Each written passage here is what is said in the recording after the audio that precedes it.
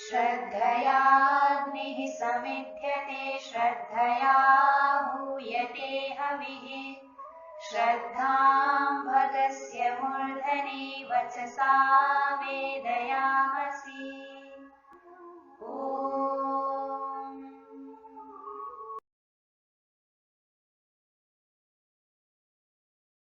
नमस्ते जी। ए ही संस्कृतम शिक्षेमहि में आप सभी का हार्दिक स्वागत है।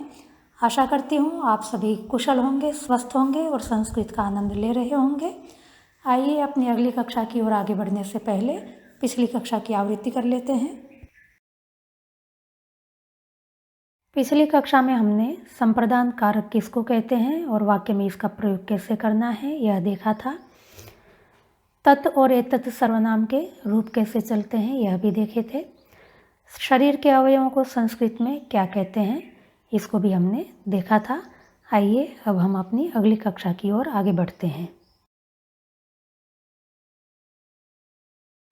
अब तक हम 4 कारक कर्ता, कर्म, करण, संप्रदान किसको कहते हैं और वाक्य में इसका प्रयोग कैसे करना है यह देख चुके हैं। आज हम देखेंगे अपादान कारक किसे कहते हैं और उसका वाक्य में प्रयोग कैसे किया जाता है। अपादान कारक किसे कहेंगे?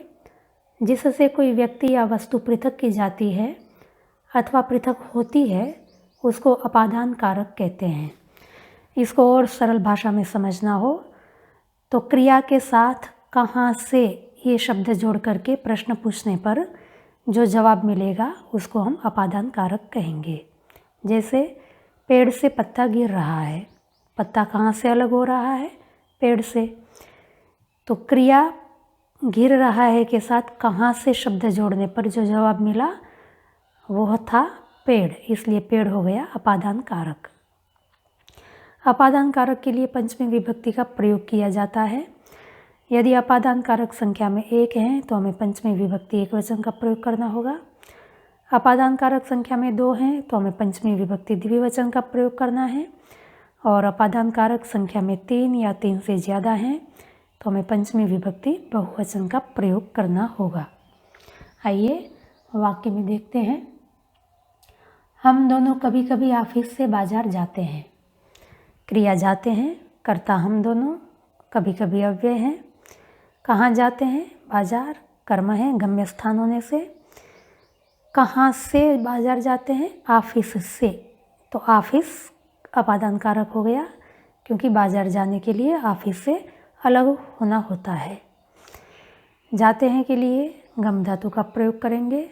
वर्तमान काल होने से लट लकार, कर्ता हम दोनों होने से उत्तम पुरुष द्विवचन की क्रिया। गम धातु लट लकार उत्तम पुरुष द्विवचन में रूप बनता है गच्छा वह। कर्ता हम दोनों सर्वनाम है, संस्कृत में अनुवाद होगा आवाम। कभी कभी अव्यय हैं, संस्कृत में अनुवाद होता है यदा कदा।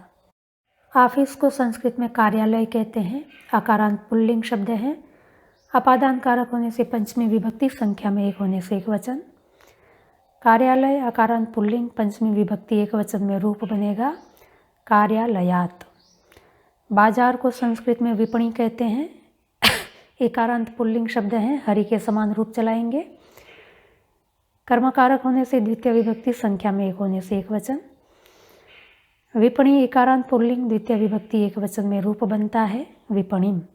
अतः वाक्य बना आवाम यदा कदा कार्यालयात विपणिम गच्छावः। कभी कभी का संस्कृत अनुवाद कदाचित भी होता है, तब वाक्य बनेगा आवाम कदाचित कार्यालयात विपणिम गच्छावः। आगे वाक्य है अरे ईरा फ्रिज से आइसक्रीम निकाल रही है। निकाल रही है क्रिया है, अरे अव्यय है, ईरा कर्ता है। क्या निकाल रही है? आइसक्रीम कर्म है। कहाँ से निकाल रही है? फ्रिज से। तो फ्रिज अपादान कारक हो गया। निकालने के लिए संस्कृत धातु है निष्पूर्वक सारी धातु, पाठी के समान रूप चलेंगे। वर्तमान काल होने से लट लकार, कर्ता ईरा, अन्य विभाग का होने से प्रथम पुरुष, संख्या में 1 होने से एकवचन। निष्पूर्वक सारी धातु लट लकार प्रथम पुरुष एकवचन में रूप बनता है निस्सारयति। अरे अव्यय के लिए संस्कृत शब्द है अरे, ईरा लड़की का नाम है, आकारांत स्त्रीलिंग प्रातिपदिक है, कर्ता कारक होने से प्रथमा विभक्ति, संख्या में एक होने से एक वचन। ईरा आकारांत स्त्रीलिंग प्रथमा विभक्ति एक वचन में रूप बनता है ईरा। फ्रिज को संस्कृत में शीतक कहते हैं, अकारांत नपुंसकलिंग प्रातिपदिक है, अपादान कारक होने से पंचमी विभक्ति, संख्या में एक होने से एक वचन। शीतक अकारांत नपुंसकलिंग पंचमी विभक्ति एक वचन में रूप बनेगा शीतकात। आइसक्रीम को संस्कृत में पयोहिम कहते हैं, अकारांत नपुंसकलिंग शब्द है, कर्मकारक होने से द्वितीय विभक्ति, संख्या में एक होने से एक वचन। पयोहिम अकारांत नपुंसकलिंग द्वितीय विभक्ति एक वचन में रूप बनता है पयोहिमम।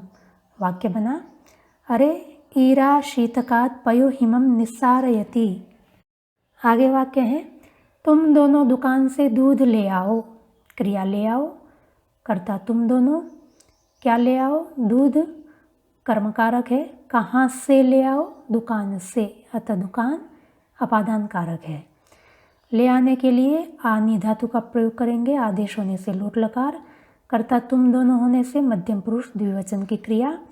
आनी धातु लोट लकार मध्यम पुरुष द्विवचन में रूप बनता है आनयतम।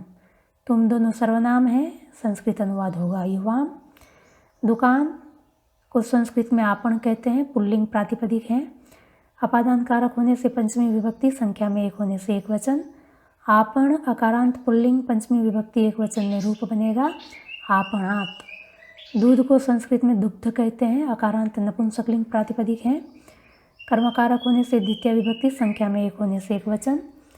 दुग्ध अकारांत नपुंसकलिंग द्वितीय विभक्ति एक वचन में रूप बनेगा दुग्धम। अतः वाक्य बना, युवाम आपणात दुग्धम आनयतम। आगे वाक्य है, आद्या विद्यालय से बस से घर आई। क्रिया आई, कर्ता आद्या, कहाँ आई, घर पर, डेस्टिनेशन होने से कर्मकारक, किस से आई, बस से, करण कारक, कहाँ से आई, विद्यालय से, अपादान कारक। आने के लिए आपूर्वक गम धातु, भूतकाल होने से लंग लकार, कर्ता आद्या, अन्य विभाग का होने से प्रथम पुरुष, संख्या में एक होने से एक वचन। आ घम धातु लंग लकार प्रथम पुरुष एक वचन में रूप बनता है आगच्छत। कर्ता आद्या लड़की का नाम होने से स्त्रीलिंग प्रातिपदिक है, आकारांत स्त्रीलिंग प्रातिपदिक, कर्ता होने से प्रथमा विभक्ति, संख्या में एक होने से एक वचन। आकारांत स्त्रीलिंग प्रथमा विभक्ति एक वचन, रूप बनेगा आद्या। विद्यालय अपादान कारक है, विद्यालय को संस्कृत में विद्यालय कहेंगे, अकारांत पुल्लिंग प्रातिपदिक, अपादान होने से पंचमी विभक्ति, संख्या में एक होने से एक वचन। विद्यालय अकारांत पुल्लिंग पंचमी विभक्ति एक वचन में रूप बनता है विद्यालयात। बस को संस्कृत में बस यान कहेंगे, नपुंसकलिंग प्रातिपदिक है, करण कारक होने से तृतीय विभक्ति, संख्या में एक होने से एक वचन। बस यान अकारांत नपुंसकलिंग तृतीय विभक्ति एक वचन में रूप बनेगा बस यानेन। घर को संस्कृत में गृह कहते हैं, अकारांत नपुंसकलिंग प्रातिपदिक है, कर्मकारक होने से द्वितीय विभक्ति, संख्या में एक होने से एक वचन। गृह अकारांत नपुंसकलिंग द्वितीय विभक्ति एक वचन में रूप बनेगा गृहम। अतः वाक्य बना, आद्या विद्यालयात बसयानेन गृहम आगच्छत। एक और वाक्य देख लेते हैं, आज फटी हुई जेब से रुपये गिर गए। क्रिया गिर गए, गिरने की क्रिया कौन कर रहा है, रुपये, अतः रुपये करता है। आज अव्यय पद है, कहाँ से गिर गए, जेब से, अपादान कारक है। कैसी जेब, फटी हुई, विशेषण है। गिरने के लिए पत धातु का प्रयोग करना है, भूतकाल होने से लंग लकार, कर्ता रूप्यकाणी अन्य विभाग का होने से प्रथम पुरुष, संख्या में बहुत होने से बहुवचन। पत धातु लंग लकार प्रथम पुरुष बहुवचन में रूप बनता है अपतन। आज अव्यय पद है, संस्कृत में अनुवाद होता है अद्य। जेब विशेष्य है, फटी हुई विशेषण है। पहले विशेष्य के लिंग विभक्ति वचन को देखेंगे। जेब को संस्कृत में वस्त्रपूट कहते हैं, नपुंसकलिंग प्रातिपदिक है, अपादान कारक होने से पंचमी विभक्ति, संख्या में एक होने से एक वचन। वस्त्रपूट अकारांत नपुंसकलिंग पंचमी विभक्ति एक वचन में रूप बनता है वस्त्रपुटात। फटी हुई विशेषण का संस्कृत अनुवाद होता है उत्पटित। विशेष्य के लिंग विभक्ति वचन नपुंसकलिंग पंचमी विभक्ति एक वचन है, अतः विशेषण उत्पटित के भी लिंग विभक्ति वचन होंगे। नपुंसकलिंग पंचमी विभक्ति एक वचन। उत्पटित अकारांत नपुंसकलिंग पंचमी विभक्ति एक वचन में रूप बनता है उत्पटितात। कर्ता रुपये को संस्कृत में कहते हैं रुपये का। अकारांत नपुंसकलिंग प्रातिपदिक है। कर्ता कारक होने से प्रथमा विभक्ति, संख्या में बहुत होने से बहुवचन। रुपये का अकारांत नपुंसकलिंग प्रथमा विभक्ति बहुवचन में रूप बनता है रूप्यकाणि।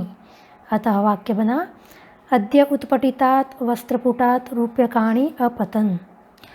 इस प्रकार अपादान कारक का वाक्य में प्रयोग कैसे किया जाता है यह हमने देखा। आशा करती हूँ आप लोगों को समझ में आ गया होगा। अब अधिक से अधिक आप अपादान कारक का वाक्य में प्रयोग आरंभ कर दें, जिससे कि अपादान कारक भी हमारे लिए अभ्यस्त हो जाए, सहज हो जाए। पिछली कक्षा में हमने तत् और एतत् सर्वनाम के रूप कैसे चलते हैं ये देखा था। आइए इनका वाक्य में प्रयोग कैसे किया जाता है यह देखते हैं। वाक्य है उस चाकू से तरबूज काटो। क्रिया काटो, किसको काटना है? तरबूज को, कर्मकारक है।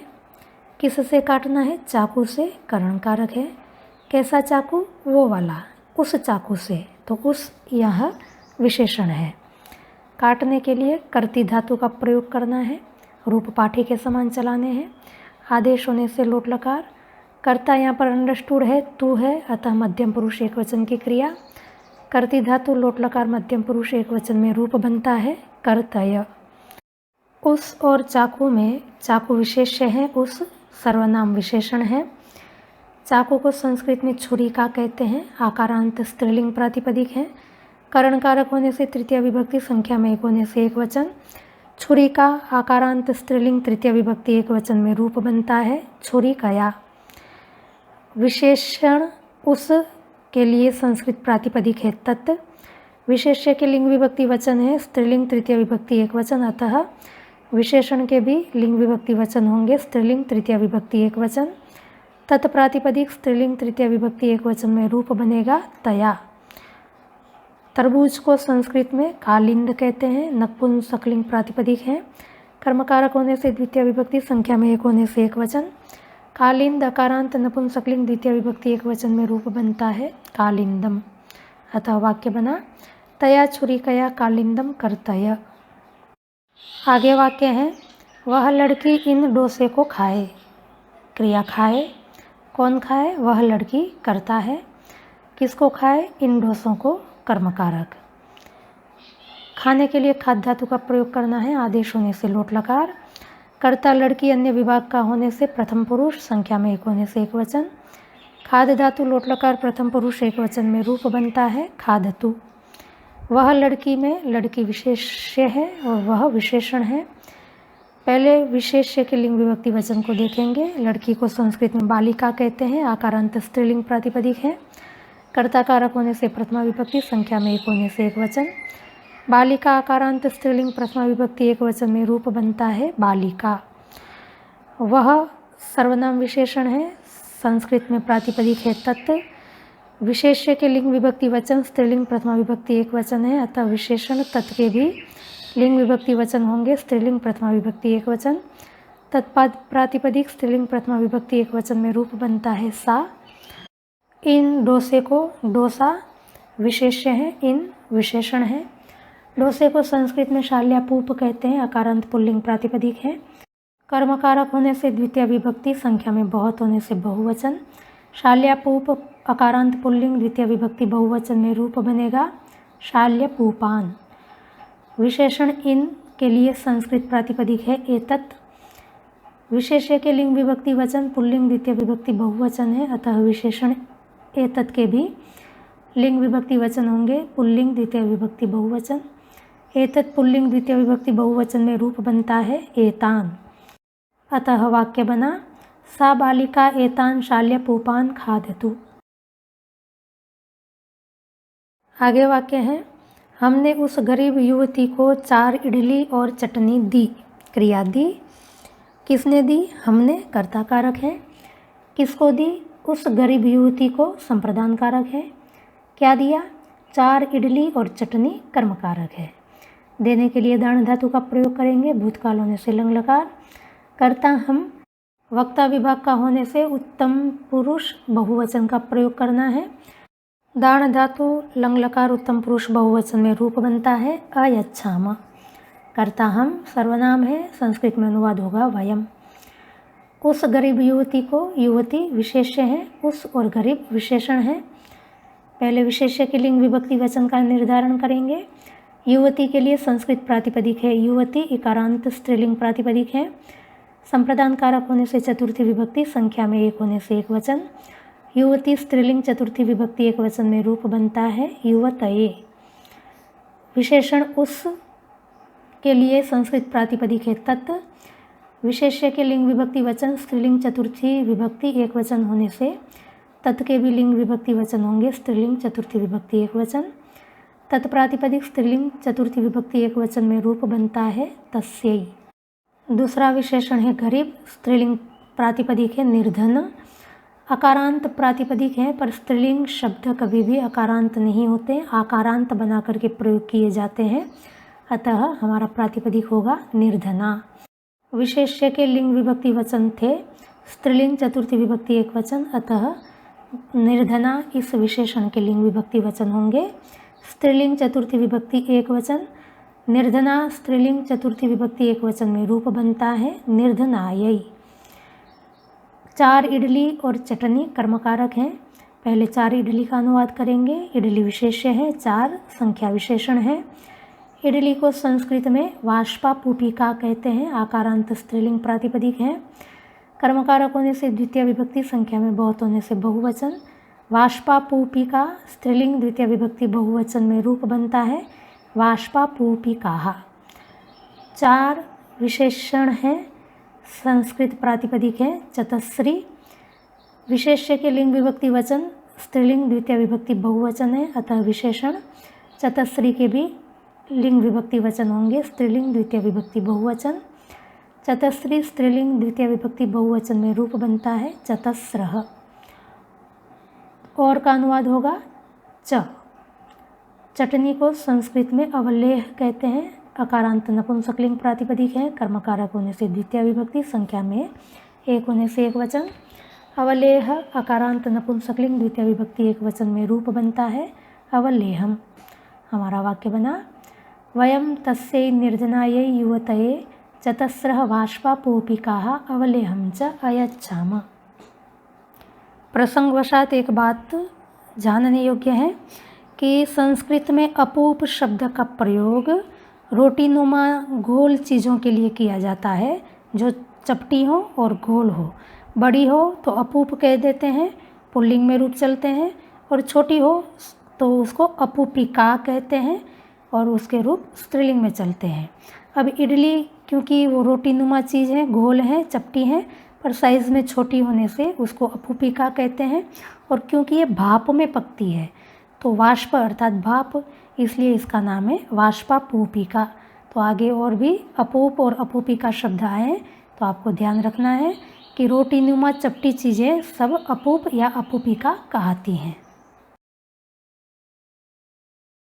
एक वाक्य और देख लेते हैं। इस नौकर ने उस फावड़े से ये गड्ढे खोदे। क्रिया खोदे किसने? इस नौकर ने करता है। क्या खोदा? ये गड्ढे कर्मकारक हैं। किससे खोदे? उस फावड़े से करण कारक है। खोदने के लिए खन धातु का प्रयोग करते हैं। भूतकाल होने से लंग लकार। कर्ता नौकर अन्य विभाग का होने से प्रथम पुरुष, संख्या में एक होने से एक वचन। खन धातु लंग लकार प्रथम पुरुष एक वचन में रूप बनता है अखनत। पठ के समान ही रूप चलते हैं। कर्ता इस नौकर ने, नौकर विशेष्य है, इस विशेषण है। नौकर को संस्कृत में कर्मकर कहते हैं, अकारांत पुल्लिंग प्रातिपदिक है। कर्ता होने से प्रथमा विभक्ति, संख्या में एक होने से एक वचन। कर्मकर पुल्लिंग प्रथमा विभक्ति एक वचन में रूप बनता है कर्मकरः। इस विशेषण के लिए संस्कृत प्रातिपदिक है एतत्। विशेष्य के लिंग विभक्ति वचन है पुल्लिंग प्रथमा विभक्ति एक वचन, अतः विशेषण के भी लिंग विभक्ति वचन होंगे पुल्लिंग प्रथमा विभक्ति एक वचन। एतत् पुल्लिंग प्रथमा विभक्ति एक वचन में रूप बनता है एषः। उस फावड़े से करण कारक है, फावड़ा विशेष्य है, उस विशेषण है। फावड़े को संस्कृत में खनित्र कहते हैं, अकारांत नपुंसकलिंग प्रातिपदिक है। करण कारक होने से तृतीय विभक्ति, संख्या में एक होने से एकवचन। खनित्र नपुंसकलिंग तृतीय विभक्ति एकवचन में रूप बनता है खनित्रेण। विशेषण उसका संस्कृत प्रातिपदिक है तत्। विशेष्य के लिंग विभक्ति वचन है नपुंसकलिंग तृतीय विभक्ति एकवचन, अतः विशेषण के भी लिंग विभक्ति वचन है नपुंसकलिंग तृतीय विभक्ति एकवचन। तत् नपुंसकलिंग तृतीय विभक्ति एकवचन में रूप बनता है तेन। ये गड्ढे कर्मकारक हैं, गड्ढे विशेष्य हैं, ये विशेषण है। गड्ढे को संस्कृत में गर्त कहते हैं, अकारांत पुल्लिंग प्रातिपदिक है। कर्मकारक होने से द्वितीय विभक्ति, संख्या में बहुत होने से बहुवचन। गर्त अकारांत पुल्लिंग द्वितीय विभक्ति बहुवचन में रूप बनता है गर्तान। ये विशेषण के लिए संस्कृत प्रातिपदिक है एतत्। विशेष्य के लिंग विभक्ति वचन है पुल्लिंग द्वितीय विभक्ति बहुवचन, अतः विशेषण के भी लिंग विभक्ति वचन होंगे पुल्लिंग द्वितीय विभक्ति बहुवचन। एतत् पुल्लिंग द्वितीय विभक्ति बहुवचन में रूप बनता है एतान, अतः वाक्य बना एषः कर्मकरः तेन खनित्रेण एतान गर्तान अखनत्। अब तक के वाक्यों में हमने सर्वनाम को विशेषण के रूप में देखा है। सर्वनाम का स्वतंत्र प्रयोग भी किया जा सकता है। आइए वाक्य से समझते हैं। वह गांव से आ गया, क्या आ गया क्रिया है, कौन आ गया, वह कर्ता है। कहाँ से आ गया, गांव से अपादान कारक है। क्या अव्यय है। आने के लिए आगम धातु का प्रयोग करना है, भूतकाल होने से लंग लकार, कर्ता वह, अन्य विभाग का होने से प्रथम पुरुष, संख्या में एक होने से एक वचन। आगम लंग लकार प्रथम पुरुष एक वचन में रूप बनता है आगच्छत।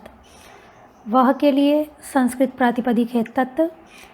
वह किसी लड़के का वाचक होने से पुल्लिंग प्रातिपदिक माना जाएगा। कर्ता होने से प्रथमा विभक्ति, संख्या में एक होने से एक वचन। तत्प्रातिपदिक पुल्लिंग प्रथमा विभक्ति एक वचन में रूप बनता है सह। यहाँ पर वह यह सर्वनाम विशेषण के रूप में नहीं है, स्वतंत्र कर्ता के रूप में प्रयोग किया गया है। गांव को संस्कृत में ग्राम कहते हैं, अकारांत पुल्लिंग प्रातिपदिक है, अपादान कारक होने से पंचमी विभक्ति, संख्या में एक होने से एक वचन। ग्राम पुल्लिंग प्रथम पंचमी विभक्ति एक वचन में रूप बनता है ग्रामात। क्या अव्यय है, संस्कृत में अनुवाद होता है किम। वाक्य बना सह ग्रामात आगच्छत किम। इस प्रकार सर्वनाम तत् और एतत् का प्रयोग भी अन्य विशेषण के समान ही किया जाता है और सर्वनाम स्वतंत्र रूप से भी प्रयोग किए जाते हैं। आपको ये बात अच्छी तरह से समझ में आ गई होगी। अब अधिक से अधिक सर्वनाम का भी वाक्य में प्रयोग करना आरंभ कर दें। यह सर्वनाम के लिए संस्कृत में दो सर्वनाम का प्रयोग होता है। एक सर्वनाम है एतत्, जिसके रूप हमने पिछली कक्षा में देख लिए हैं। इस कक्षा में दूसरा जो शब्द है इदम, इसके रूप कैसे चलते हैं यह देखेंगे। इदम प्रातिपदिक पुल्लिंग में रूप इस प्रकार चलेंगे अयम इमौ इमे, इमम इमौ इमान, अनेन आभ्याम एभिः, अस्मै आभ्याम एभ्यः, अस्मात् आभ्याम एभ्यः, अस्य अनयोः एषाम्, अस्मिन् अनयोः एषु। इदम सर्वनाम नपुंसकलिंग में रूप किस प्रकार चलेंगे उसको देखते हैं। इदम इमे इमानि, इदम इमे इमानि, अनेन आभ्याम एभिः, अस्मै आभ्याम एभ्यः, अस्मात् आभ्याम एभ्यः, अस्य अनयोः एषाम्, अस्मिन् अनयोः एषु। इदम पुल्लिंग के रूप आपके सामने हैं, आप देखेंगे प्रथमा विभक्ति द्वितीय विभक्ति में ही रूप में अंतर है, बाकी तृतीय चतुर्थी पंचमी षष्ठी सप्तमी में पुल्लिंग और नपुंसकलिंग में रूप एक समान चलते हैं। आइए अब इदम प्रातिपदिक के स्त्रीलिंग में रूप किस प्रकार चलते हैं देखते हैं। इयम इमे इमाः, इमाम इमे इमाः, अनया आभ्याम आभिः, अस्यै आभ्याम आभ्यः, अस्याः आभ्याम आभ्यः, अस्याः अनयोः आसाम्, अस्याम अनयोः आसु। इस प्रकार इदम प्रातिपदिक के पुल्लिंग, नपुंसकलिंग और स्त्रीलिंग में रूप किस प्रकार चलते हैं ये देख लिया है। हम एतत् और इदम दोनों का ही प्रयोग कर सकते हैं। इदम का प्रयोग प्राय करके ज़्यादा किया जाता है। नए रूप हैं, अभ्यास करने पर ये भी सहज हो जाएंगे, तो आप इनको अच्छी तरह से याद कर लें। आज की कक्षा को यहीं तक रखते हैं। आपको समझने में कहीं कोई कठिनाई आई हो तो आप निसंदेह हमें अवश्य पूछें। आपकी समस्या का समाधान करने का हम अवश्य प्रयास करेंगे। यदि आप अपने इष्ट मित्र साथी को इस संस्कृत पाठशाला से जोड़ना चाहते हैं या कोई व्यक्ति स्वयं जुड़ना चाहता है तो वीडियो के नीचे यहाँ पर आप देखें उल्टे तीर का निशान है, यहाँ पर क्लिक करने से डिस्क्रिप्शन बॉक्स खुल जाएगा जिसमें टेलीग्राम पर चलने वाले संस्कृत पाठशाला की लिंक दी हुई है और व्हाट्सएप पर भी हमारे 8 ग्रुप चलते हैं, उसकी भी लिंक यहाँ पर दी हुई है। दोनों में से किसी एक लिंक पर क्लिक करने से आप हमारी पाठशाला से जुड़ सकते हैं। थोड़ा नीचे कन्या गुरुकुल की वेबसाइट का भी लिंक दिया हुआ है जिस पर जाकर के आप कन्या गुरुकुल का सामान्य परिचय प्राप्त कर सकते हैं। यहाँ पर सब्सक्राइब बटन दिया हुआ है जिस पर आप क्लिक करेंगे तो हमेशा के लिए हम आपके साथ जुड़ जाएंगे। भविष्य में भी हम संस्कृत के अतिरिक्त और भी कोई वीडियोस अपलोड करेंगे तो उसके नोटिफिकेशंस समय पर आपको मिलते रहेंगे। इस पैनल पर यहाँ पर क्लिक करने से प्लेलिस्ट खुल जाएगी। यहाँ पर प्लेलिस्ट लिखा हुआ है, कोई हमारे पुराने वीडियोस देखना चाहते हैं तो यहाँ पर जाकर के क्लिक करें, आपको हमारे सारे वीडियो जितने भी हमने अपलोड किए हैं वो सब यहाँ पर मिल जाएंगे। यहाँ पर क्लिक करने से आप वीडियो को देख सकते हैं। अगली कक्षा में हम फिर मिलेंगे। आपने हमारे वीडियो को देखा, पसंद किया, आपका हार्दिक धन्यवाद।